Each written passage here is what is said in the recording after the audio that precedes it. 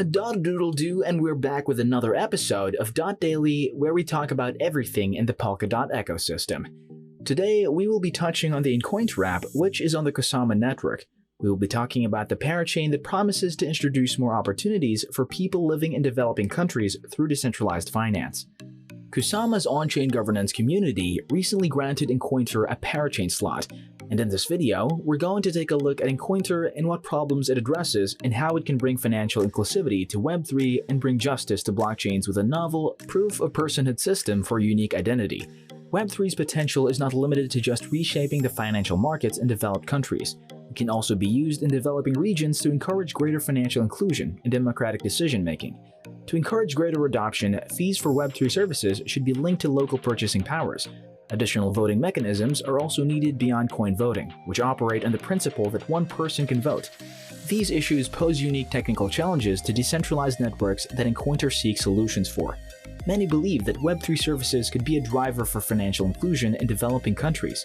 This is a great idea. Consider remittances. These are payments that migrant workers send to their home country. These payments are a lifeline for families living in low and middle income countries.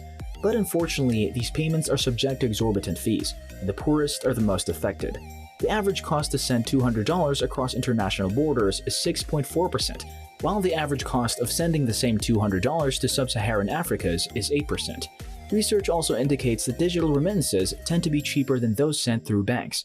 All of this would suggest that peer-to-peer decentralized digital payments could be an important part. Web3's financial services have their own barriers to inclusion.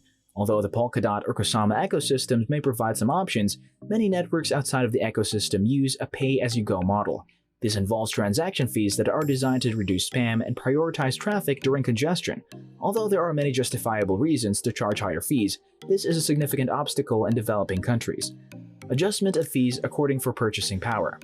Web3 services must find ways to help people with lower incomes to encourage financial inclusion. The problem is that fees are not currently adjusted for purchasing power.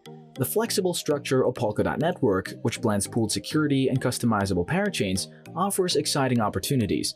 By issuing tokens, localized Web3 financial services may emerge that can charge fees proportional to purchasing power.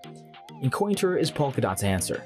Encointer has created a platform that allows any geographic group of people to create and distribute their own digital community tokens. These tokens are free and can be distributed to all active participants.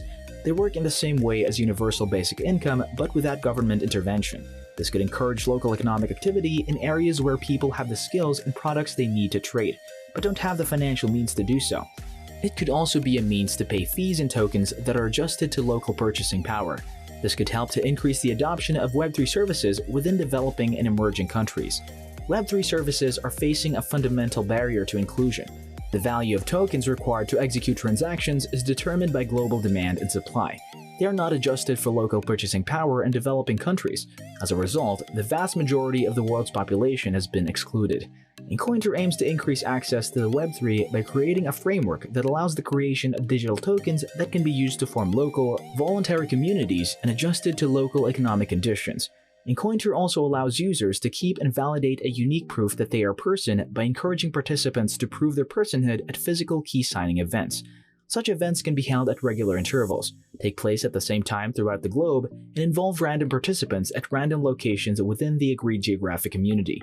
This could allow existing decision-making mechanisms, such as coin voting, to be enhanced by new democratic instruments that are based on one person, one vote. That's it for today's video. Thanks for tuning in, like, comment, and subscribe, and until next time, a doodle-doo to ya!